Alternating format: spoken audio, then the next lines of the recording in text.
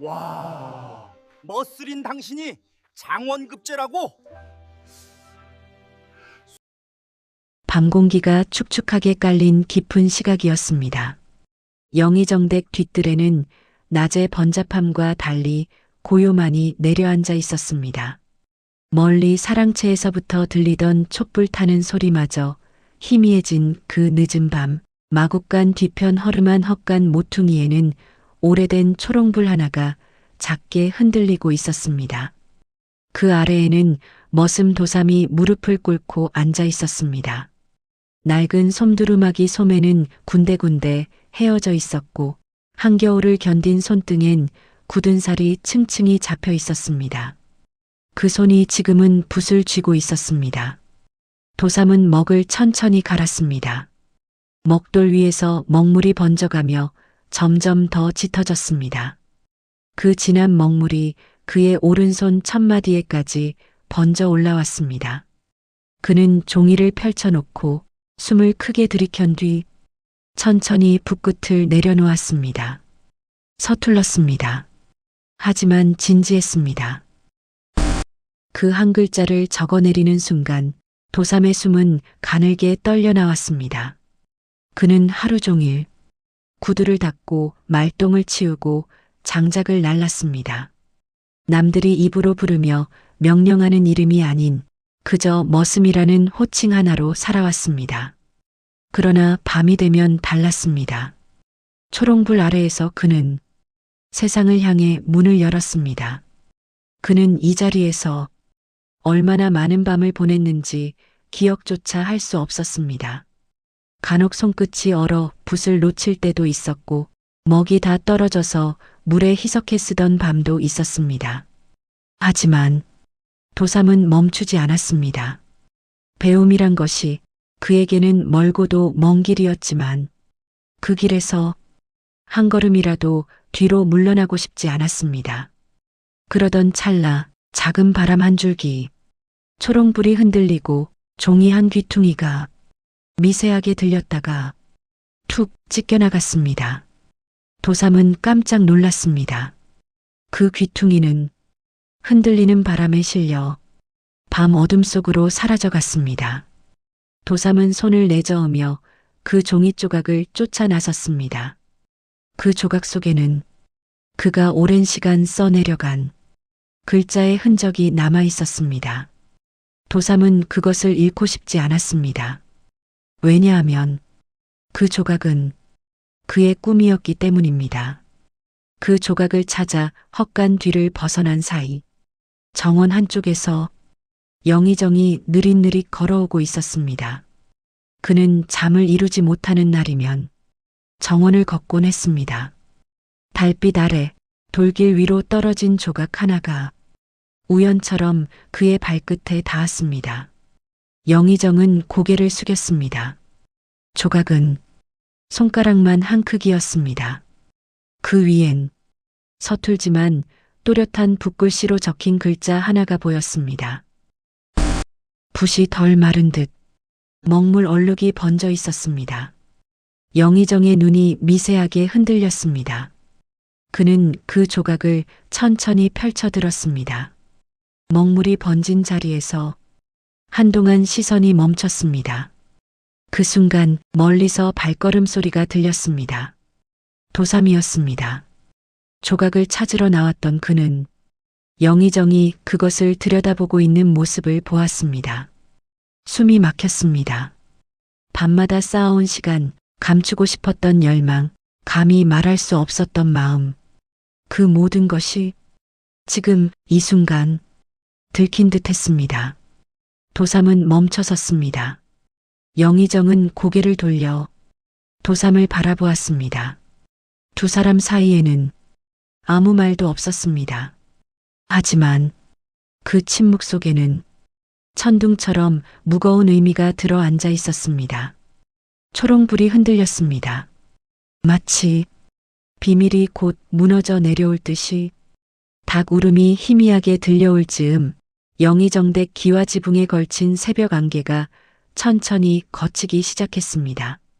마당 한복판에는 이슬 맺힌 돌계단이 줄지어 있었고 그 사이로 하인들이 분주하게 오가며 아침 준비를 하고 있었습니다.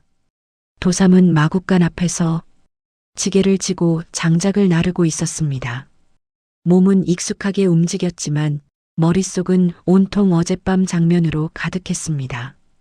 영의정의 손에 들려있던 종이 조각, 그 위에 적힌 글자, 그리고 그 눈빛. 보셨다. 분명히 보셨다. 도삼의 손에서 장작 하나가 삐끗하며 떨어졌습니다. 툭 돌바닥에 부딪히는 소리가 새벽 공기를 짧게 갈랐습니다. 멀지 않은 우물가 쪽에서 물 깃던 계집아이 하나가 고개를 돌렸습니다. 곧이어 행랑채 쪽에서 여인네 둘이 나타나 물동이를 올려놓으며 낮은 목소리로 속삭이기 시작했습니다. 들었어? 어젯밤 영감님께서 정원에서 뭘 주워 보셨다잖아. 그래, 그냥 종이 조각 아니었을까? 그 종이에 글씨가 적혀 있었다더라. 한 글자만 딱. 근데 영감님이 한참이나 들여다보셨다더래. 이 집안에서 글씨 하나에 그리 놀랄 일이 뭐가 있다고. 그게 말이지, 밤마다 누가 마구간 근처에서 등불 켜고 글을 익힌다는 말이 있었거든. 말이 그쯤에서 끊겼습니다.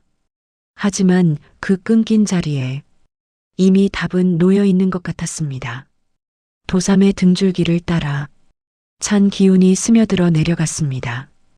우물가의 물은 아무 말도 하지 않았지만 그 언저리에 모인 사람들의 눈빛은 조금씩 한 곳을 향하고 있었습니다. 아직 누구도 이름을 내뱉지 않았지만 그들의 시선은 이미 도삼 쪽으로 기울어 있었습니다. 한참을 장작만 붙잡고 서 있던 도삼은 결국 고개를 숙였습니다. 손등에 남은 먹물 자국이 자꾸만 눈에 밟혔습니다. 그는 불이 나게 우물가 옆에서 물을 떠다가 손을 문질러 씻어냈습니다.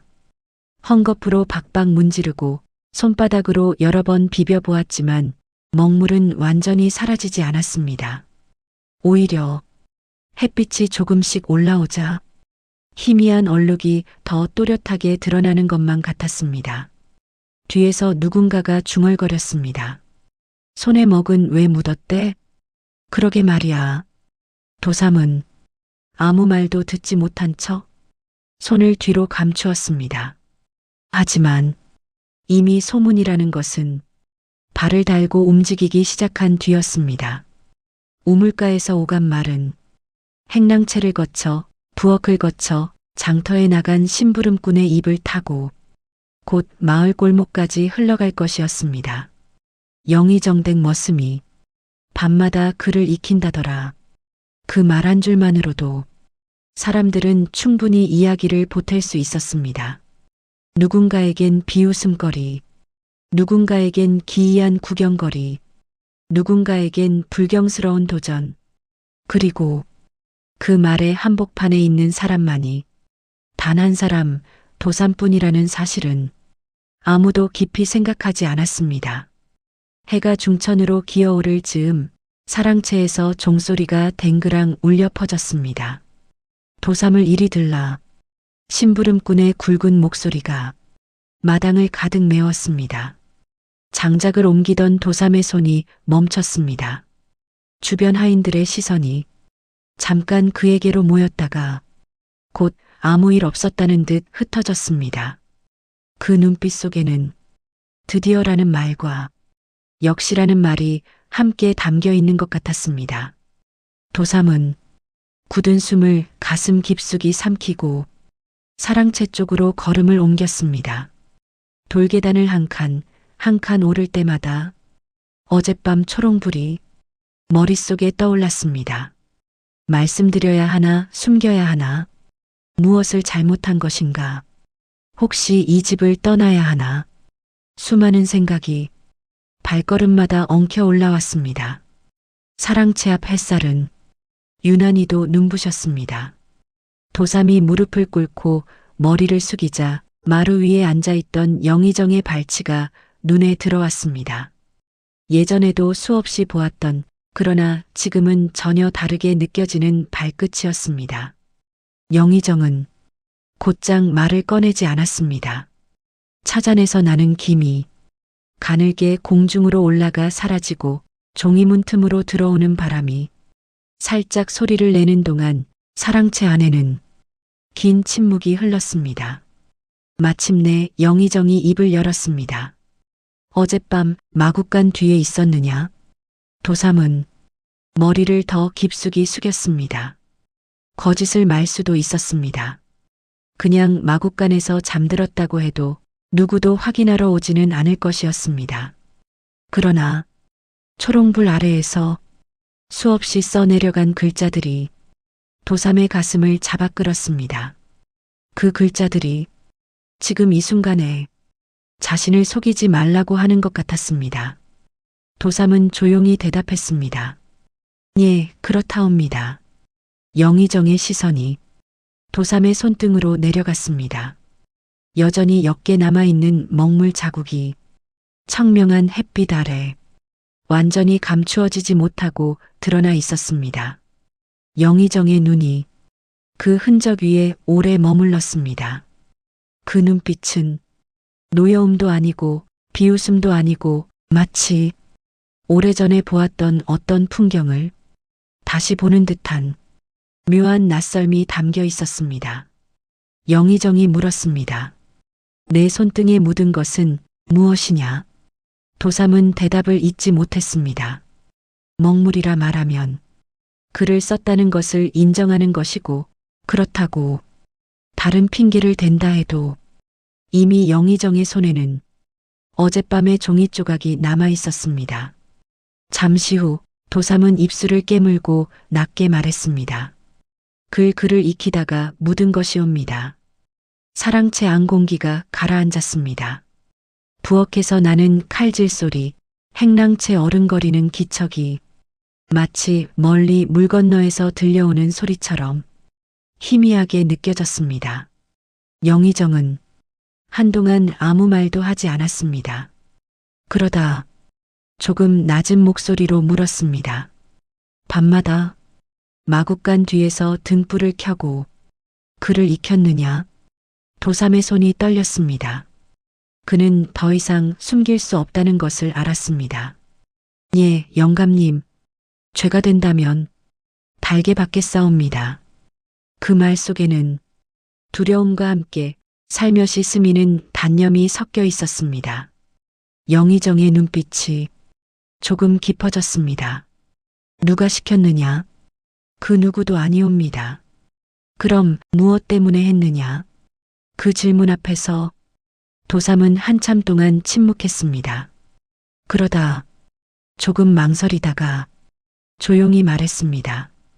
그를 알면 사람답게 사는 법도 조금은 배울 수 있을 줄 알았사옵니다. 그 말에 영의정의 손가락이 미세하게 움직였습니다.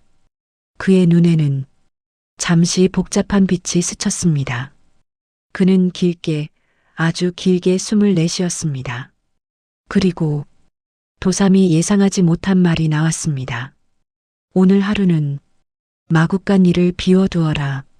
도삼은 깜짝 놀라 고개를 들 뻔하다가 겨우 고개를 숙인 채로 멈췄습니다. 예. 영의정은 도삼 쪽을 보지 않고 멀리 정원 쪽을 향한 채 말했습니다. 너의 한 짓이 죄인지 아닌지는 내가 아직 알 수 없구나. 도삼의 가슴 속에서 무언가 뜨거운 것과 차가운 것이 한꺼번에 뒤섞여 올라왔습니다. 꾸중도 벌도 아니었습니다. 그렇다고 허락도 아니었습니다. 그러나 분명한 것은 영의정이 도삼의 밤을 그냥 덮어버리지 않았다는 사실이었습니다. 도삼은 마당으로 내려와 한참 동안 사랑채를 돌아보았습니다. 종이 조각 하나로 시작된 이 일이 이제 어디까지 흘러갈지 그는 알 수 없었습니다. 하지만 한 가지는 분명했습니다. 어젯밤까지 혼자만의 것이었던 그 비밀이 이제는 둘 사이의 것이 되어버렸다는 사실이었습니다. 산막 커실, 해가 중천으로 완전히 떠오를 때쯤 영의정댁 우물가 주변은 아침 일을 마친 사람들로 조금씩 붐비기 시작했습니다. 부엌에서 나온 하인들은 대야를 들고 물을 길어갔고 행랑채 쪽에서는 어린 하동들이 장터 심부름을 나가기 위해 바구니를 챙기고 있었습니다. 우물가에는 이미 몇몇 아낙들이 둘러앉아 빨래를 비비고 있었습니다. 그들 가운데 한 여인이 빨래 방망이를 치던 손을 멈추며 말문을 열었습니다. 어젠 영감님 얼굴이 어찌나 굳으셨는지 사랑채 앞을 지나가는데 눈도 못 마주치겠더라니까. 다른 여인이 흥이 난 듯 대꾸했습니다. 그래서 말인데, 들었어? 어젯밤 정원에서 종이 한 장을 주워 들여다보셨다잖아. 그 종이가 뭐라고 그러셨대? 글자가 적혀 있었다더라. 그것도 서툴긴 해도 꽤 힘이 실린 글씨였다지 뭐야. 이 집안에 글씨 모르는 이가 어디 있나? 하인들도 이름 정도는 쓸 줄 안다지만 영감님이 그리 놀랄 만큼이면 뭔가 다른 모양이구먼. 셋째 여인이 목소리를 조금 더 낮췄습니다. 나 들었는데 밤마다 마국간 뒤에서 등불 켜고 글 익히는 사람이 있다더라. 그 말이 나오자 빨래 방망이 치는 소리가 잠시 멎었습니다. 모두가 아니라고 손사래를 치면서도 눈빛은 이미 혹시라는 곳을 향하고 있었습니다. 설마 그게 머슴도삼일까? 누군가 속으로 생각했던 말을 조심스레 입 밖으로 꺼냈습니다. 그러자 또 다른 이가 금세 말을 이었습니다. 도삼이요? 그 사람은 입도 무겁고 고개도 잘 안 드는 양반 같던데. 그러니 더 수상하지 않소? 말이 없는 사람일수록 속으로 품은 게 많은 법이지. 살짝 과장된 웃음이 빨랫물 위로 퍼져나갔습니다. 그러나 그 웃음 밑바닥에는 알 수 없는 두려움과 경계도 깔려 있었습니다. 머슴이 그를 배운다. 이 말은 누군가에겐 장난 같은 이야기지만 누군가에겐 세상이 뒤집힌다는 말이기도 했습니다. 도삼은 조금 떨어진 곳에서 물지개를 지고 서 있었습니다. 물동이 안에서 물결이 살짝 흔들렸습니다. 우물가에서 오가는 말을 굳이 귀 기울이지 않으려 했지만 낱말 몇 개가 바람을 타고 들려왔습니다. 마국간 뒤, 등불, 글씨, 도삼. 그는 순간 등 뒤로 식은땀이 흘러내리는 것을 느꼈습니다. 이제 돌아갈 수 없겠구나. 밤마다 초롱불 아래에서만 존재하던 비밀이 이른 아침 우물 위에서 이미 너울치는 물결이 되어 있었습니다. 이 소문은 오늘 낮 안에 장터까지 내려갈 것입니다. 장터의 국밥집, 주막, 행상들의 입과 귀를 지나 곧 온 마을 사람들의 입에 오르내릴 것이었습니다. 영의정댁 머슴이 과거에 나간다더라. 머슴이 그를 익혀 장원을 노린다지 뭐야. 소문이란 것은 처음엔 멀쩡한 발을 하고 걷다가 나중엔 날개를 달고 날아다니는 법이었습니다. 도삼은 물동이를 들어올리며 스스로에게 물었습니다. 그래, 나는 대체 어디까지 가려는 것인가? 그 무렵 사랑채 안쪽은 아침 햇빛이 비스듬히 마루를 비추고 있었습니다. 영의정은 방 안쪽에 앉아 조용히 차를 따르고 있었습니다. 앞에는 전날 밤 주워온 작은 종이 조각이 깨끗한 접시 위에 올려져 있었습니다. 서툴지만 힘이 실린 자 하나, 붓끝이 잠시 머뭇거렸던 듯한 흔적, 먹물이 번지며 만든 그늘. 그는 오래된 무언가를 보는 듯한 눈빛으로 그 조각을 바라보았습니다. 부인이 조심스레 문을 열었습니다. 영감님, 아침 수라를 들이셔야 할 시각이옵니다. 영의정은 고개를 들지 않은 채 말했습니다. 잠시 두게. 부인은 잠시 머뭇거리다가 마루 끝에 앉았습니다. 그녀의 시선도 접시 위 종이 조각으로 향했습니다. 머슴 아이가 쓴 글이라 하셨지요? 영의정은 천천히 숨을 내쉬었습니다. 그래. 머슴 도삼이 쓴 글이더군. 부인의 눈빛이 조금 놀랐습니다. 머슴에게까지 글이 필요하겠사옵니까? 이 말에는 누군가를 깎아내리려는 뜻보다는 오랜 세월 익혀온 질서에 대한 의문이 담겨 있었습니다. 영의정은 그 말에 바로 답하지 않았습니다. 대신 조용히 되물었습니다. 그대는 생각해 보았소? 무엇을 말씀이신지요? 도삼이 밤마다 불을 켜고 손에 먹을 묻혀가며 글을 익혔다지. 그는 종이 조각을 집어들고 빛에 비추어 보았습니다. 누가 시키지도 않았는데 그렇게까지 해야 할 이유가 무엇이었을까? 부인은 입술을 살짝 씹었습니다. 혹시 욕심을 품은 것은 아니겠사옵니까? 영의정은 고개를 저었습니다. 욕심을 품는 것은 벼슬아치나 선비들만이 아니요. 그의 목소리는 스스로에게 하는 말 같기도 했습니다. 배가 고픈 자는 밥을 찾고 목이 마른 자는 물을 찾듯이 그는 잠시 말을 멈추었다가 낮게 이었습니다. 마음이 목마른 자는 그를 찾기도 하는 법이요. 부인의 눈빛이 조금 부드러워졌습니다. 그러나 걱정도 함께 섞여 있었습니다. 허나 영감님, 세상 사람들이 보기에 머슴이 그를 아는 것은 편치 않은 일이옵니다. 영의정의 눈동자가 아주 미세하게 흔들렸습니다. 그는 잘 알고 있었습니다. 조정의 법과 예법, 양반과 상민의 벽, 윗사람과 아랫사람 사이의 질서, 그 모든 것이 오랜 세월 쌓인 돌담처럼 높고 두터운 것임을. 그러나 돌담 바깥에서 밤마다 초롱불 하나 켜고 그를 익히던 도삼을 떠올릴 때면 그 돌담이 과연 모두 옳았는지 자신조차 확신할 수 없었습니다. 그 아이는 누가 시켜서 쓴 것이 아니오. 영의정이 천천히 말했습니다. 누구의 학문도 아닌, 누구의 욕심도 아닌 그 아이 스스로의 붓이었소. 부인은 말없이 그를 바라보았습니다. 문풍지가 살짝 흔들렸습니다. 영의정의 시선은 시험장이 있는 쪽 하늘을 향해 멈춰 있었습니다. 그의 마음은 흔들리는 종이 조각처럼 조금씩 그러나 분명히 요동치고 있었습니다. 나는 지금 무엇을 두려워하고 있는가?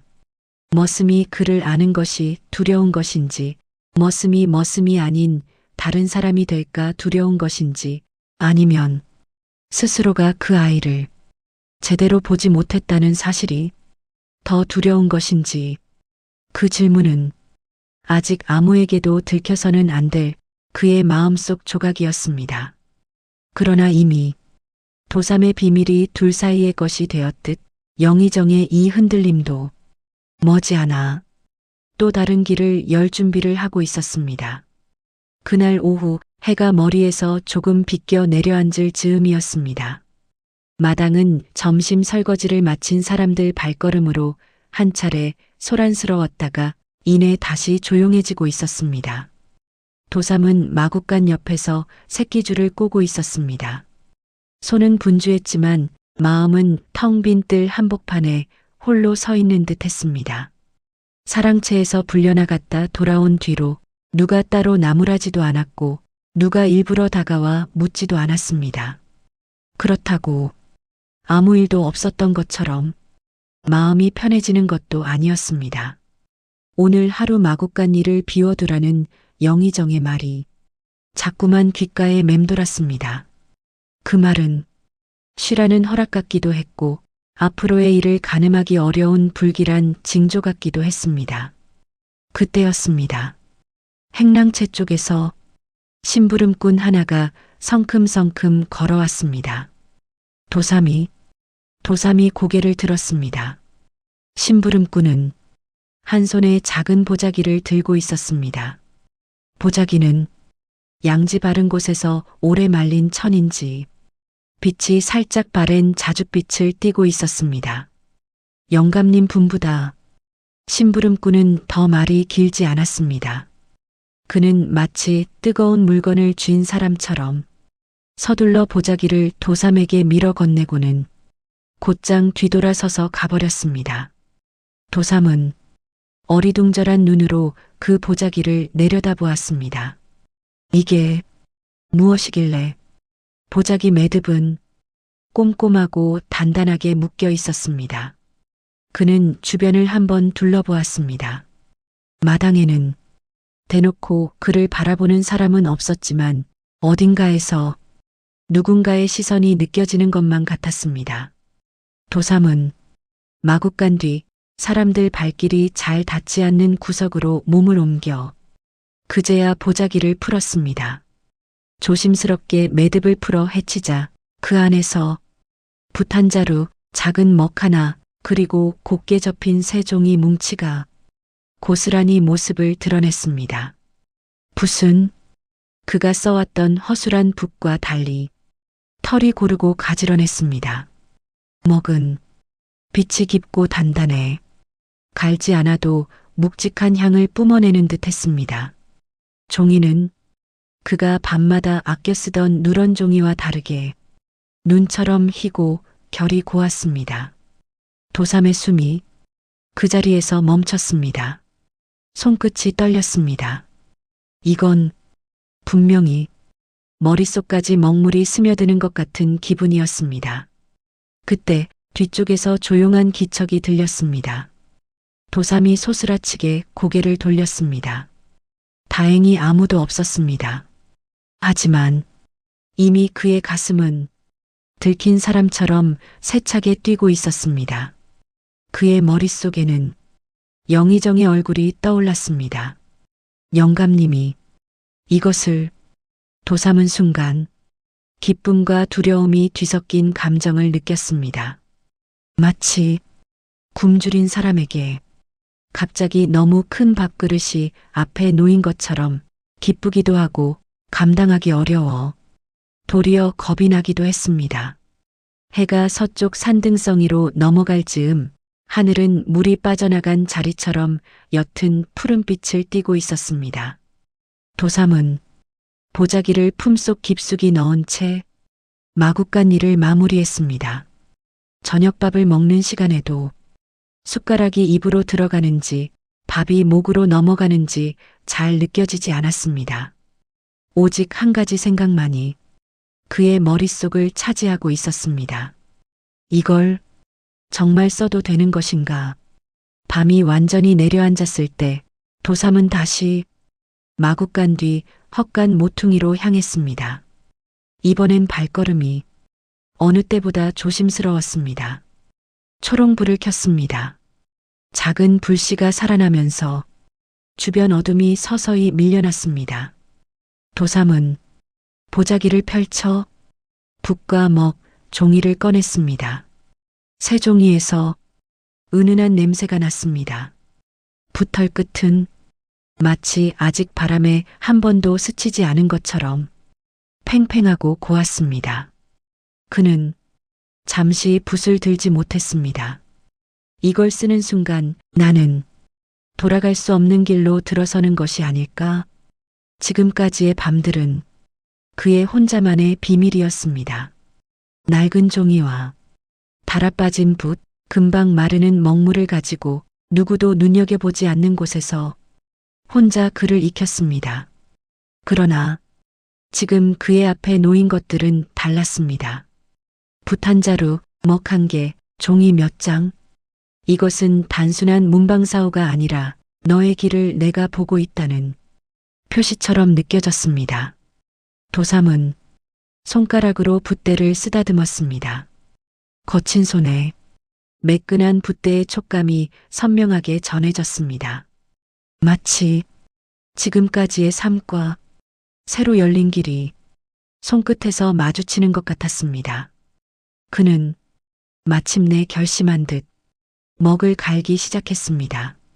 먹돌 위로 물과 먹이 섞이며 검은 빛을 띤 액체가 천천히 고였습니다. 그동안 써왔던 것과 달리 이번 먹물은 더 진했고 더 무게감 있는 향을 풍겼습니다. 도삼은 조심스럽게 붓을 찍었습니다. 그리고 새 종이 위에 붓끝을 가져다 댔습니다.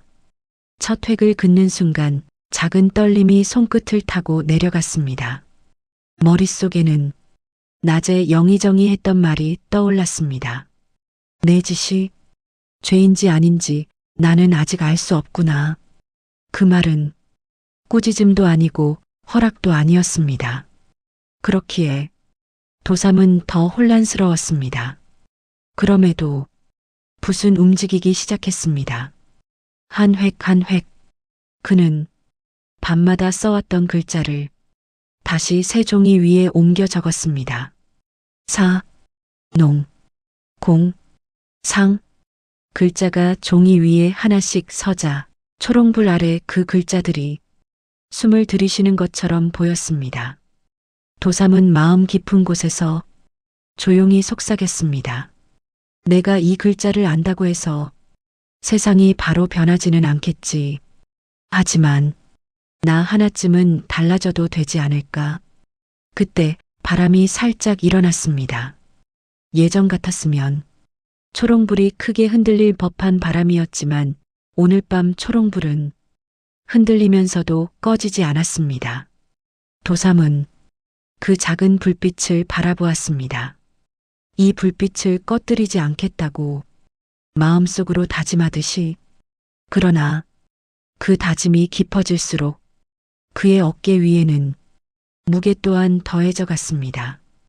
영의정이 내민 이 호의는 그저 따뜻한 손길만은 아니었습니다.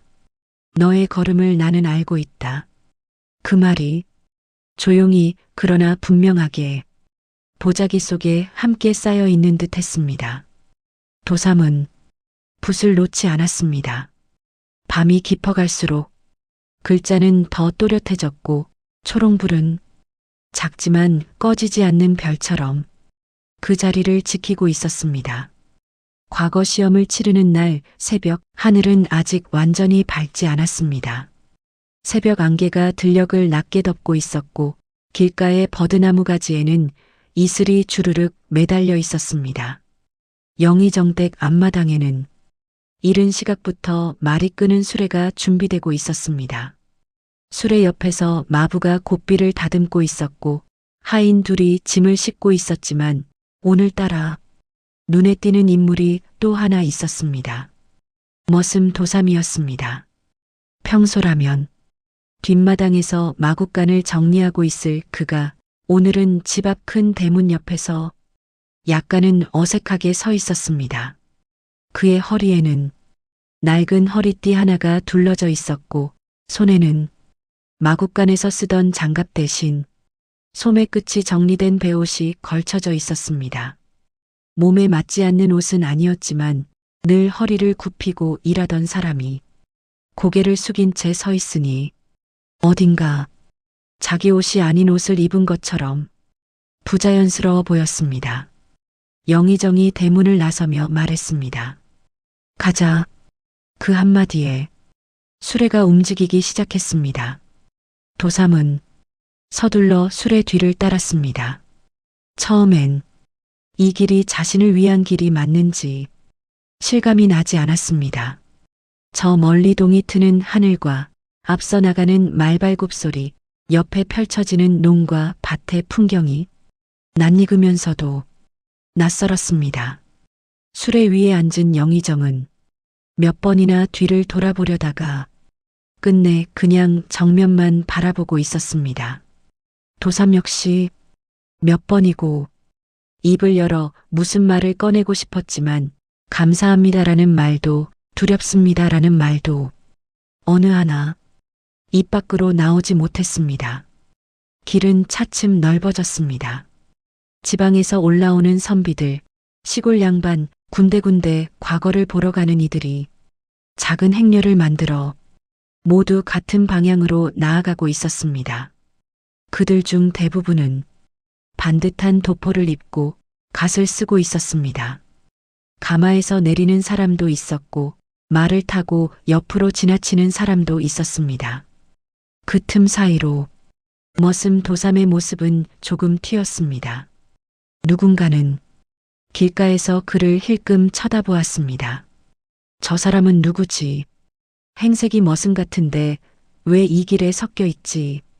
그러나 사람들은 곧 자기 볼일을 보느라 깊이 묻지는 않았습니다. 그저 눈길 한 번 주고 마는 정도였습니다.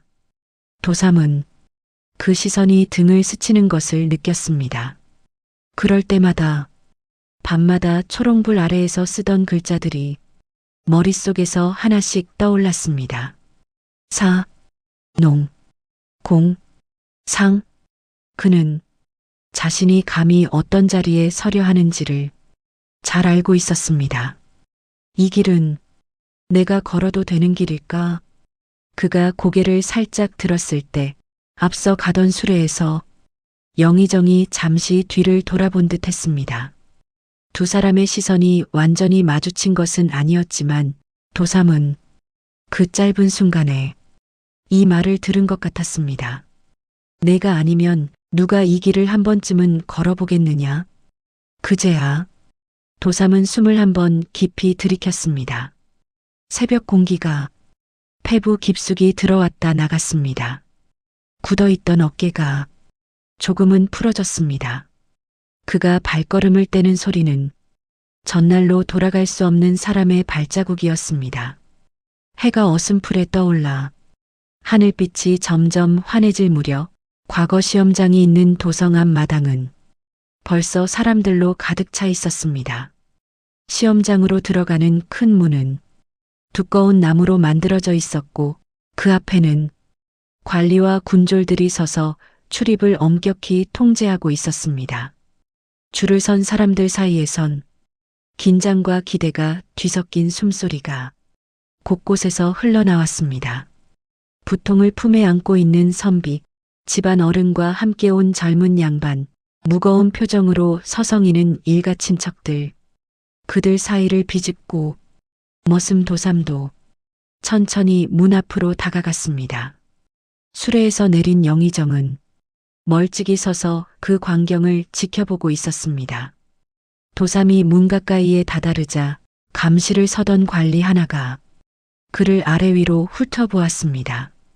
평소 시험장에서 보기 힘든 차림새였습니다. 이복에 거기 관리의 목소리가 주변의 웅성거림 속에서 또렷하게 들려왔습니다. 도삼이 멈추어 섰습니다. 너는 어느 집 자손이냐? 주변의 시선이 그에게 쏠리기 시작했습니다. 도삼은 손에 꼭 쥔 시험용 패를 꺼내지 못한 채 입술을 조금 떨었습니다. 영의정댁 머슴 도삼이옵니다. 그 말이 끝남과 동시에 주변 공기가 살짝 일그러졌습니다. 마치 고요한 물 위에 돌멩이 하나가 던져진 듯 잔물결이 훅 일어났습니다. 머슴이 관리의 눈썹이 치켜 올라갔습니다. 뒤쪽에서 누군가 낮게 웃었습니다. 머슴이 시험을 본다고? 허허, 별꼴을 다 보겠군. 세상이 어디까지 뒤집히려고 그러나. 도삼의 얼굴이 붉어졌다 다시 하얗게 식었습니다. 그럴수록 손에 쥔 종이가 더 축축해지는 것만 같았습니다. 관리는 이내 냉정한 목소리로 말했습니다. 이곳은 선비들이 글과 뜻을 겨루러 오는 자리다. 머슴이 발을 들릴 자리가 아니다. 도삼은 무슨 말을 해야 할지 몰랐습니다. 돌아가라는 말은 아직 나오지 않았지만 이미 그 말은 공기 속에 짙게 풀려 있었습니다. 그 순간이 가장 길게 느껴졌습니다. 지난 밤들의 초롱불, 먹물이 번지던 종이, 마구간 뒤에 차가운 흙바닥, 그리고 보자기 속 붓과 종이까지 모든 장면이 한꺼번에 그의 머릿속에서 스쳐 지나갔습니다. 여기서 물러선다면 나는 다시 그 밤으로 돌아갈 수 있을까? 발걸음을 뒤로 빼려는 찰나 조용하지만 또렷한 목소리가 뒤에서 들려왔습니다. 막지 마라. 모두의 시선이 그 소리가 난 방향으로 향했습니다. 영의정이었습니다. 그는 오늘따라 화려한 골룡포 대신 정갈한 도포를 걸치고 있었지만 그 존재만으로도 주변 공기를 압도하고 있었습니다. 군졸들이 허리를 숙여 인사를 했습니다. 관리도 당황한 기색을 숨기지 못했습니다. 영감님, 이 사람은 머슴이니. 영의정은 그 말을 자르듯 말했습니다. 저 아이가 그를 익혔다. 도삼의 등이 서늘해지는 동시에 따뜻해지는 이상한 기운을 느꼈습니다. 영의정이 이어 말했습니다. 밤마다 등불을 켜고 손에 먹을 묻혀가며 남들이 잠든 시간에 그를 붙들고 있었지. 주변에서 웅성거림이 더 커졌습니다. 머슴이 그를 밤마다라니. 영의정이 직접. 영의정의 목소리가 다시 한번 사람들을 향해 울렸습니다. 그런 아이가 과거를 보려 한다는데 누가 길을 막겠는가. 관리는 입술을 떨며 고개를 숙였습니다. 이제는 누구도 대놓고 길을 가로막지 못했습니다. 영의정이 도삼 쪽으로 시선을 돌렸습니다. 그 눈빛은 엄하고도 어딘가 부드러웠습니다. 들어가거라. 그 한마디가 도삼의 발을 앞으로 내디디게 했습니다. 시험장 문지방을 딛는 발바닥에 무게가 실렸습니다. 도삼은 천천히 문을 통과했습니다. 문을 넘어서는 순간 가슴속에서 오랜 세월 쌓여있던 돌덩이 하나가 서서히 굴러내리는 소리가 나는 듯 했습니다. 그의 뒤에서 문은 다시 닫혔습니다. 문 밖의 사람들은 여전히 웅성거렸지만 문 안쪽에서는 북과 종이만이 조용히 그를 기다리고 있었습니다.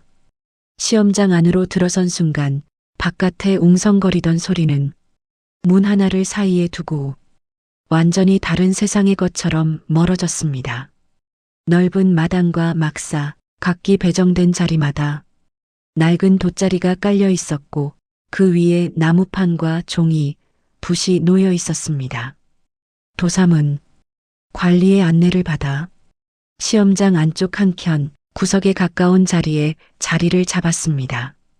주변을 둘러보니 모두가 비슷한 나이대의 선비들이었습니다. 도포 자락을 정리하며 앉아있는 자, 붓끝을 한 번씩 가다듬으며 마음을 다잡는 자, 눈을 감고 조용히 암송하는 자까지. 그 한가운데에서 도삼은 자신의 옷소매를 한번 내려다보았습니다. 누렇게 바랜 베옷, 누군가에게는 하찮게 보이는 천조각이었지만 오늘 이 자리에서만큼은 그의 전부였습니다. 자리에 앉으라. 시험관의 목소리가 시험장 안을 울렸습니다. 도삼은 조심스럽게 무릎을 꿇고 앉았습니다. 그의 앞에는 아직 아무것도 적혀 있지 않은 깨끗한 종이가 고요히 놓여 있었습니다. 잠시 후 문 앞에서 다시 소리가 들려왔습니다. 시험지를 나누어 주어라. 시험관들이 줄을 맞춰 걸어 들어왔습니다. 그들의 걸음소리가 마치 북소리처럼 느껴졌습니다. 한 장 한 장 선비들의 앞에 종이가 놓여질 때마다 도삼의 가슴은 점점 더 요동쳤습니다. 마침내 도삼의 앞에도 시험지가 내려앉았습니다. 그는 마치 뜨거운 것을 손에 쥔 사람처럼 조심스럽게 종이 귀퉁이를 잡았습니다. 종이의 질감이 손끝에 생생하게 전해졌습니다. 필제를 시작하라. 시험관의 말이 떨어지자 잠시 정적이 흐른 뒤 일제히 붓이 종이에 닿는 소리가 사방에서 들려왔습니다. 사각, 사각. 마치 수많은 벌들이 한꺼번에 날갯짓을 하는 듯한 소리였습니다. 주변의 선비들은 익숙한 손놀림으로 붓을 놀렸습니다. 긴 문장이 종이 위에 빠르게 흘러가고 행과 행이 금세 빽빽하게 채워졌습니다. 하지만 도삼의 붓은 쉽게 움직이지 않았습니다. 그는 붓을 들고 한동안 종이 위를 바라보기만 했습니다. 머릿속에서 밤마다 초롱불 아래에서 연습했던 문장들이 조심스럽게 떠올랐습니다. 서두르지 말자. 한 글자라도 제대로 쓰자. 도삼은 깊게 숨을 쉬었습니다. 그리고 붓을 시험지 위에 내리꽂듯이 첫 획을 그었습니다. 서툴지만 힘이 실린 글씨였습니다. 처음 몇 자를 적는 동안 손은 떨렸지만 붓은 종이 위를 떠나지 않았습니다. 주변에서 들려오는 다른 이들의 붓소리는 점점 멀어졌고 오직 자신이 적는 글자 소리만 귓가에 또렷하게 남았습니다. 한 줄, 또 한 줄. 도삼은 밤마다 익혀온 글을 떠올리며 조심스럽게 문장을 엮어나갔습니다. 내가 여기까지 온 것은 누가 끌어준 것이 아니라 내 발로 걸어온 길이다. 그는 글 속에 그 마음을 온전히 담고자 했습니다. 어느 순간 붓끝에 묻은 먹이 조금 부족해졌는지 획 하나가 옅게 끊기는 느낌을 받았습니다. 도삼은 붓을 들고 먹을 다시 찍으려 했습니다. 그때 손끝에 힘이 조금 더 들어가면서 먹물이 붓에서 후두둑 떨어졌습니다. 검은 방울이 허공을 흩어지다가 시험지 한 귀퉁이에 툭 튕겨 박혔습니다. 작은 먹물 방울이 번져 종이에 동그란 얼룩을 만들었습니다. 그 얼룩은 순식간에 번졌지만 글자를 완전히 가려버리지는 않았습니다. 도삼은 순간 숨이 막히는 듯 했습니다. 시험지에 얼룩이 생겼다는 건 일부러 그런 것이 아니어도 좋은 일은 아니었습니다. 그는 얼룩을 바라보다가 붓을 다시 들었습니다. 지워지지 않는구나. 그는 어젯밤까지 손등에 남아있던 먹물 자국을 떠올렸습니다. 그 자국도 오늘 아침까지 완전히 지워지지 않았습니다. 마치 자신이 글을 익혀온 시간들이 쉽게 지워지지 않는 흔적처럼 몸과 종이 위에 남아있는 것 같았습니다. 도삼은 손가락을 꼭 쥔 채 얼룩 옆에 다시 글을 이어 적었습니다. 흔적이 남는다는 것은 부끄러운 것이 아닐지도 모른다. 지금 이 자리까지 오기 위해 그가 견뎌온 모든 밤이 먹 한 방울처럼 이 시험지 한 귀퉁이에 찍혀 있었습니다. 시험이 치러지는 동안 시험장 바깥은 또 다른 공기로 가득했습니다. 영의정은 시험장과 조금 떨어진 한 그늘진 처마 아래에 서 있었습니다. 바로 곁에는 같이 온 수행원과 하인들이 조용히 대기하고 있었지만 영의정의 눈은 오직 시험장 건물 쪽을 바라보고 있었습니다. 그의 손에는 작은 찻잔이 들려 있었지만 차는 이미 식어 있었습니다. 부인이 보내준 따뜻한 차였지만 지금 그의 마음에는 그 따뜻함이 잘 와닿지 않았습니다. 수행원이 조심스럽게 물었습니다. 영감님, 안으로 들어가 잠시 쉬시는 것이 어떠하옵니까? 영의정은 고개를 저었습니다. 괜찮다. 그 말은 짧았지만 단호했습니다. 시선은 여전히 시험장이 있는 쪽에서 떨어지지 않았습니다. 문득 그는 자신이 젊은 시절 과거를 보러 올라왔던 때를 떠올렸습니다. 그 역시 시험장 문 앞에서 붓을 쥐고 긴장하던 젊은이였습니다. 집안의 기대, 스스로에 대한 자존심, 넘어야 할 벽들. 그때의 자신은 머슴도 노비도 아니었지만 벽 앞에서 느꼈던 두려움은 어쩌면 도삼이 느끼고 있을 감정과 크게 다르지 않았을지도 모릅니다. 나는 내가 넘은 벽만 기억하고 다른 이들이 넘으려는 벽은 늘 보지 못한 척 살아온 것이 아닐까? 그는 조용히 스스로에게 물었습니다. 도삼이 밤마다 켜던 초롱불이 떠올랐습니다. 아무도 보지 않는 곳에서 켜진 등불, 그 등불이 비추고 있었던 것은 헛간의 흙바닥이 아니라 도삼 자신의 마음이었을 것입니다. 영감님, 수행원이 다시 입을 열었습니다. 머슴이 그를 익히고 또 과거에 나아오는 것이 정령 옳은 길이겠사옵니까? 그 질문은 아마도 오늘 하루 동안만 수행원이 품었던 의문이 아니었을 것입니다. 영의정은 잠시 눈을 감았다 뜨며 말했습니다. 옳고 그름만으로 모든 것을 재단할 수는 없지. 수행원은 그 말의 뜻을 완전히 이해하지 못한 듯 고개를 살짝 갸웃했습니다. 영의정이 조금 더 낮은 목소리로 말을 이었습니다. 머슴이라 하여 그를 모를 이유도 없고 선비라 하여 늘 뜻이 높은 것도 아니지. 그 말은 그동안 그가 마음속 깊은 곳에 두고 꺼내지 않았던 생각이었습니다. 나는 도삼이 무엇을 쓰고 있는지는 알지 못하오. 영의정의 시선이 시험장 하늘 위에 머물렀습니다. 하지만 분명한 것은 하나 있지. 무엇이옵니까? 그 아이의 손에 묻은 먹은 누가 시켜서 묻힌 것이 아니란 말이오.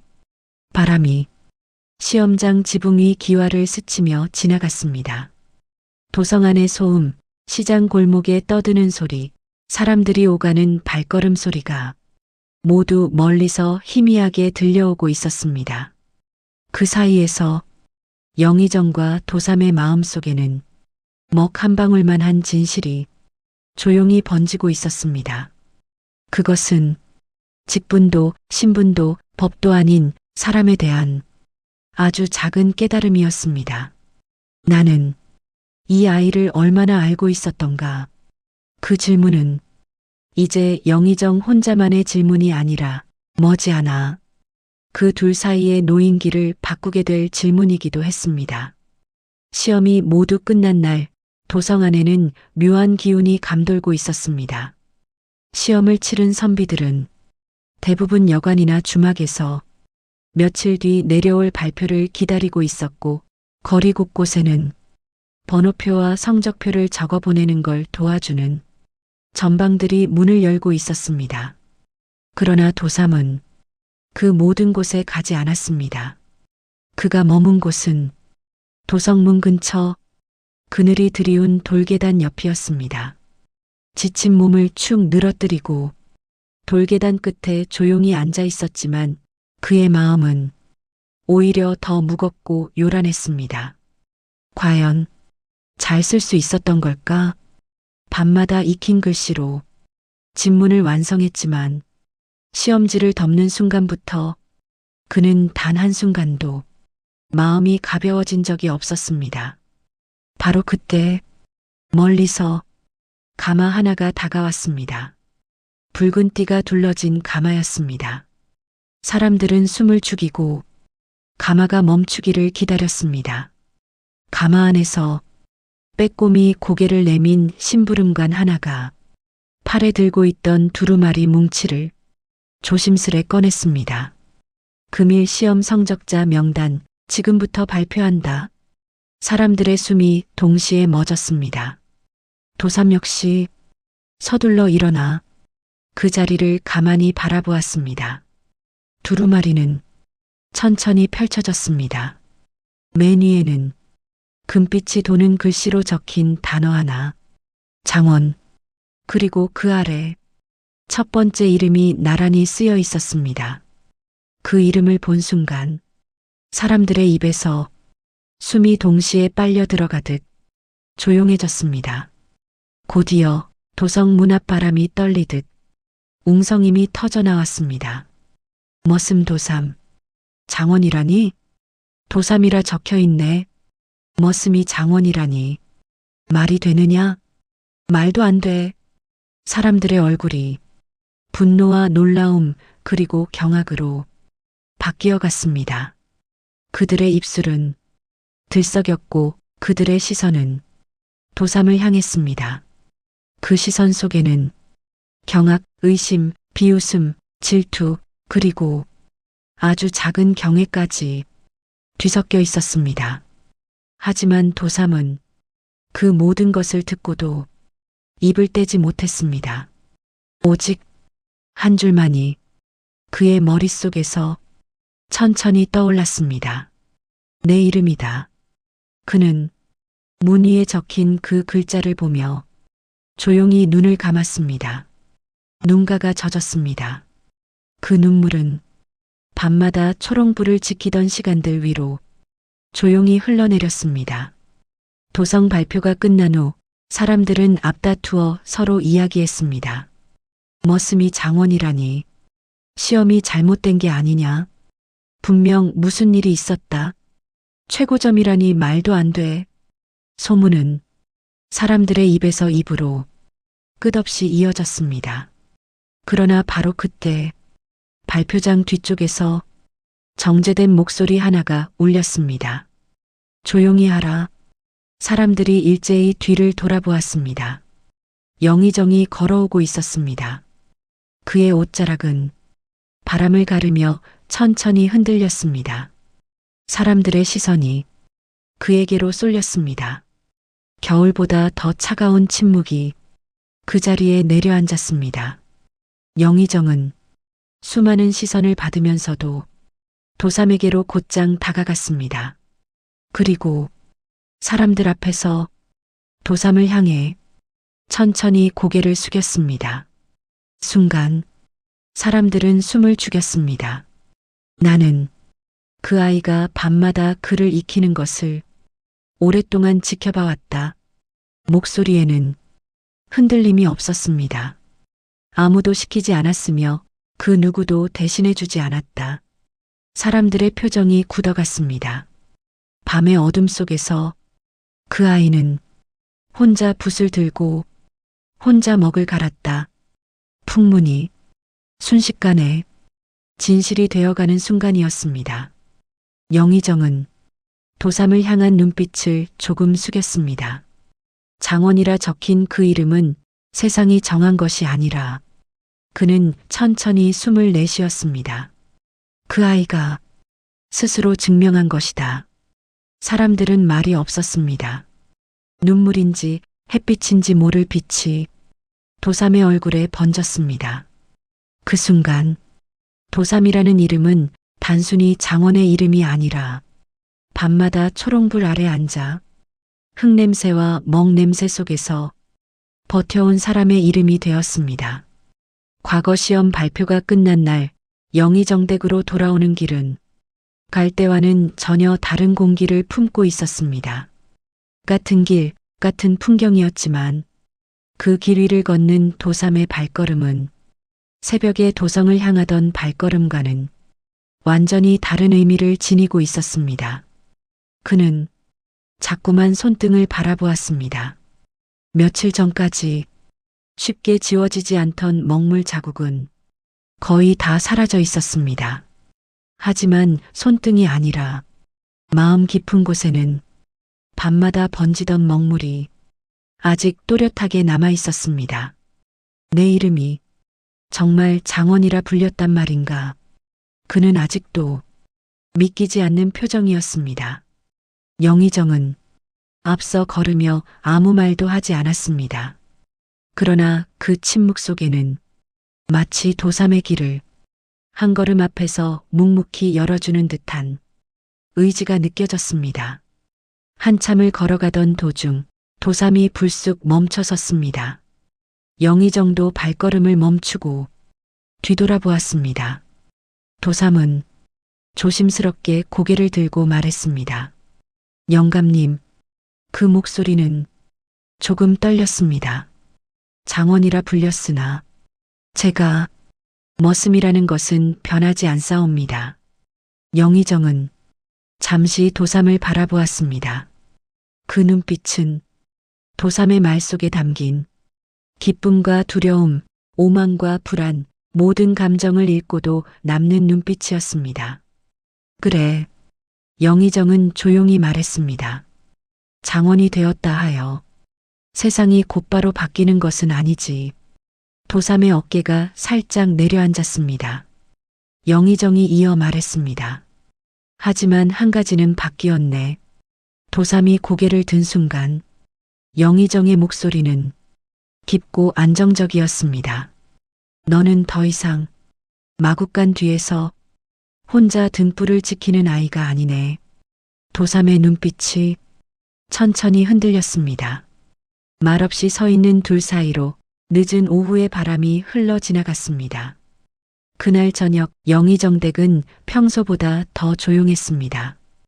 도삼은 사랑채와 멀찍이 떨어진 바깥채 옆에 서 있었습니다.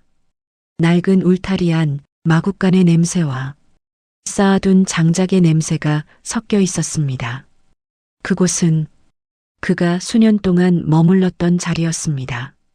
하지만 오늘 밤 그 자리는 조금 달라 보였습니다. 문틈 사이로 사랑채 안에서 들리는 조용한 목소리가 간헐적으로 들려왔습니다. 장원이라더라. 머슴이 장원을? 이게 어디 있을 수 있는 일인가. 과장된 한숨, 억눌린 호기심, 질투 어린 비웃음.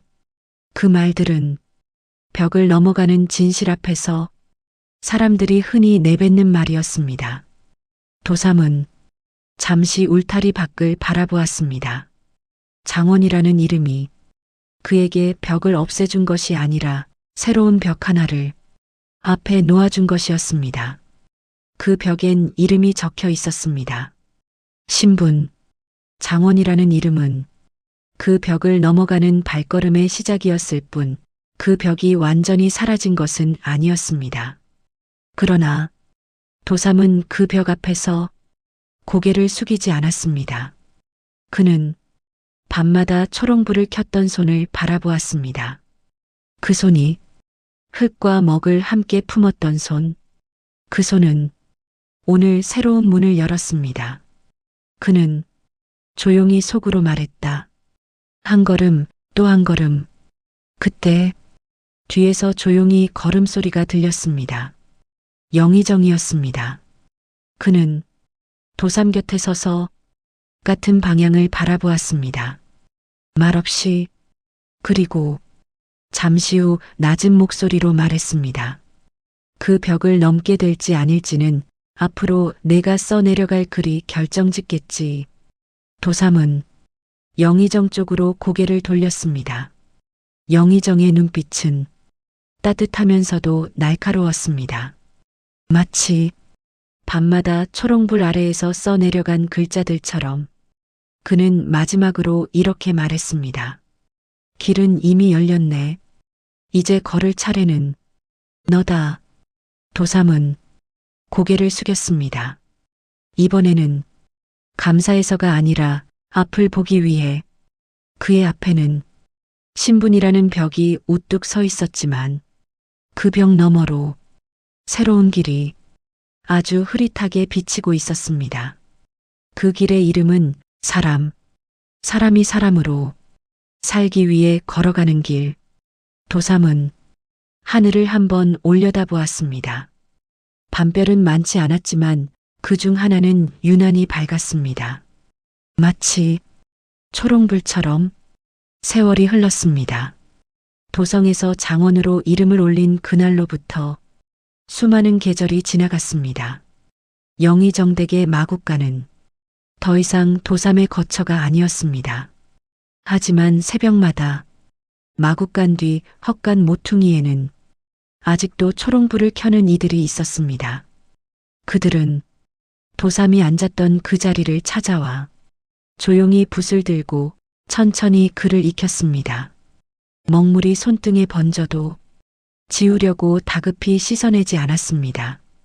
왜냐하면 그 먹물은 부끄러움이 아니라 걸어온 길의 기록이라는 것을 이미 마을 사람들 모두 알고 있었기 때문이었습니다.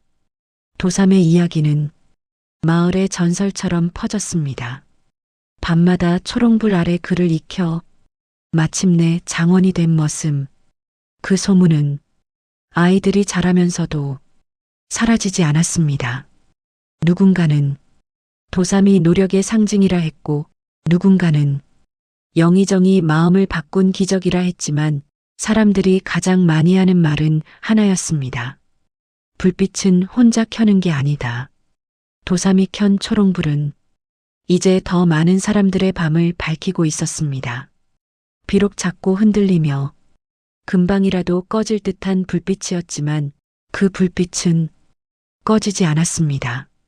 그리고 그 불빛이 남긴 길은 누구에게나 한 번쯤은 걸어볼 만한 길이었습니다. 영의정은 늦은 오후 볕 아래 천천히 문 밖 길을 걸었습니다. 사람들은 나직이 인사하고 그는 고개를 끄덕이며 인사를 받아주었습니다. 한참을 걷다가 영의정은 문득 뒤를 돌아보았습니다. 도삼이 걸어온 길이 멀리 어슴풀에 이어져 있는 것이 보였습니다. 그 길 위에는 발자국이 선명했습니다. 처음엔 어정쩡하고 흔들리며 찍힌 발자국, 그러다 점차 똑바르고 고르게 나아가는 발자국. 길은 도성으로 이어지는 방향에 뻗어 있었습니다. 영의정은 생각했습니다. 벽은 넘어야 사라지는 것이 아니라 걸어가며 한 줄씩 지워지는 것일지도 모르지. 그 순간 바람 한 줄기가 지나갔습니다. 소리 없이, 그러나 확실히 그 바람이 오래된 벽 어디엔가 조금이라도 흠집을 내고 갔을 것 같았습니다. 영의정은 그 흠집을 보며 잠시 눈을 감았습니다. 그리고 속으로 중얼거렸습니다. 잘 가거라. 그 말은 도삼을 향한 말이기도 했고 또 앞으로 그 길을 걸을 이들을 향한 응원이기도 했습니다. 세상은 쉽게 바뀌지 않습니다. 하지만 한 사람의 마음이 깨달음을 얻을 때 세상은 조금씩 달라집니다. 그리고 그 작은 변화는 밤마다 꺼지지 않는 초롱불처럼 다른 누군가의 길을 비춥니다. 마이너스 여러분의 삶에도 그 작은 불빛이 켜지길 바랍니다. 감사합니다. 다음 이야기에서 뵙겠습니다. 구독과 좋아요 부탁드립니다.